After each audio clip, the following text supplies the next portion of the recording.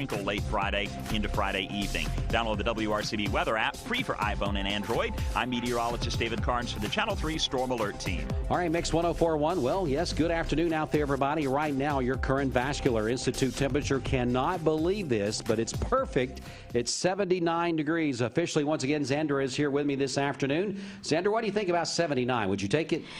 Well, I would, but you know, I love fall, and I'm ready for some snow. I'm just praying for some snow. Okay. I'm ready. I am ready. Well, with it being 79, it might be a day or two before we get that. Well, I agree. Yeah. But Zandra, you come into our studios, and you wear so many different hats. You come in, you're the co-host with Steve when Bridget is out. I know, bless my heart. Well, yeah, bless your heart. And you come in, and you talk to us a lot about ATS The Bridge. Now, tell me your position there, besides being the boss. So I am the executive assistant. I wish I could say I was the boss, but he's out of town right now, so we'll say I'm the boss this week. You're How the about boss that? this week, yeah. I love it. I'm the boss this week. This week, I'm the boss, yeah. And then there's so many other things that you're a part of in the community. Of course, everybody knows you and your sisters. I mean, you're just a fun family to be around. Well, thank you. In our community. We do like to have fun, that's for sure. My boss is realizing, I'm trying to teach him that you can enjoy your job and have fun. Yeah. It's okay, loosen up. That's right. I agree with you 100% on that. Well, I know you're here to talk about several different topics, including the ATS The Bridge, and tell me about what is going on this week with the schools. All right, so we are so excited because actually on Friday starts Red Ribbon Week, and Red Ribbon Week, it just serves as a catalyst to mobilize our communities and educate our youth definitely on and encourage participation in different activities in drug prevention. So, at ATS The Bridge, you know, our mission is to protect our next generation from substance abuse. So, I've been looking forward to this week for a long time. You know me, I make an event out of everything. Yeah. So, we're starting on Friday, and Friday is Lock Your Meds national campaign that we are starting here as part of our Red Ribbon Week.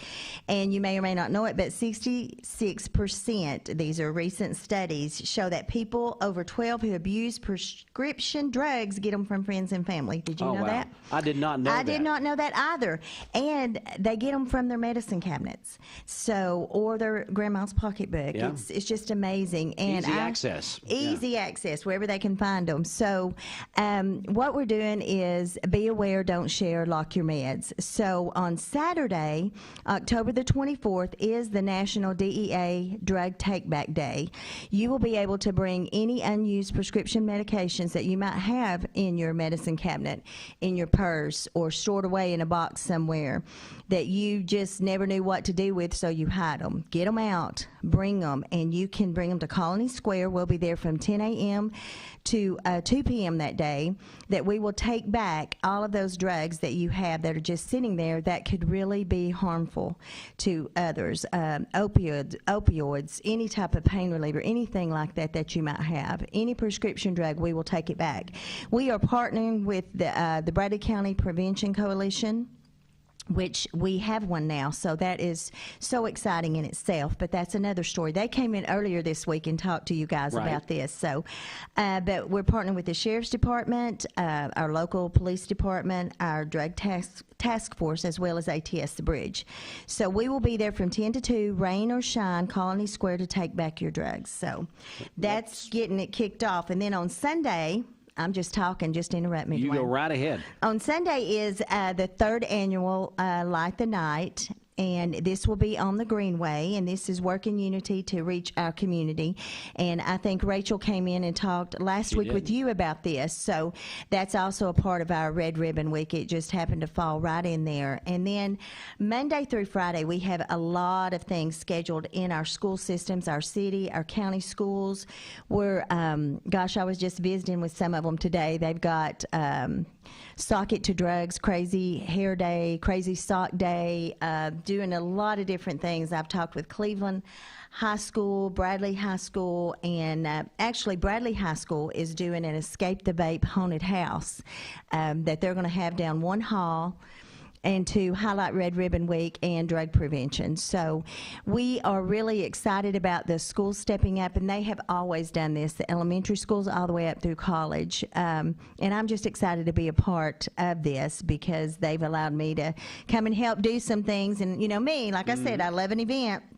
But, you know, we believe that knowledge is power, and we have to start somewhere, so we're starting with our kids and just giving them the knowledge that they need to make good choices in the future. And even now, you know, it starts now. The decisions they make now do affect their future. So we're just really excited. We've got a big week coming up. We're making and creating a video that I hope y'all be able to show. And then next Friday, that's the 30th of October, that's the end of our Red Ribbon Week, but we want everyone to wear red, so... That's next Friday. Yeah, that is next Friday. Okay, we can do that. And everybody get ready for that next Friday to wear red for Red Ribbon Week. That will end up then. Again, Zandra is here on behalf of several different, I guess, things that are going on, initiatives that are going on next week. But very, very important on Saturday there at Colony Square for that drug take-back program. Exactly. We have been together a couple different times in years past for those events, and it's amazing what comes through that day. And a lot of the times people will say, well, I had a very close family member die, or had a parent die, or a grandparent die. And of course, if they were older, they probably had a medicine cabinet full of drugs and things that they were using, prescription drugs that they were using, and you just don't know what to do with those. Well, you know, another thing they always say, make sure you dispose of them properly. That's not just throwing them away. That's not flushing them down the toilet. Exactly. That was the way in the old days you felt like you should do that. Yeah. That's what you did. But now we've discovered that that's just not the thing to do. That's bad for the environment, bad for the water table, and all the other things that come along with that. Right. And along with the drug take-back, we will have 50 lock boxes that are available, one per household, if you would like one to lock up your meds. And, you know, right now there are a lot of people on a lot of medicines, and they don't need to be out for anybody's use. Just be aware and don't share. And a lot of people think just because it's prescription, it's okay to share it with a friend or your child. And it's just not. The more that we're learning about substance use and misuse, that is not what we want to do, especially even over-the-counter drugs, but especially prescription drugs. So we will have those lock boxes available. Just ask us for one if you'd like one for your home. That way we can help you lock them up.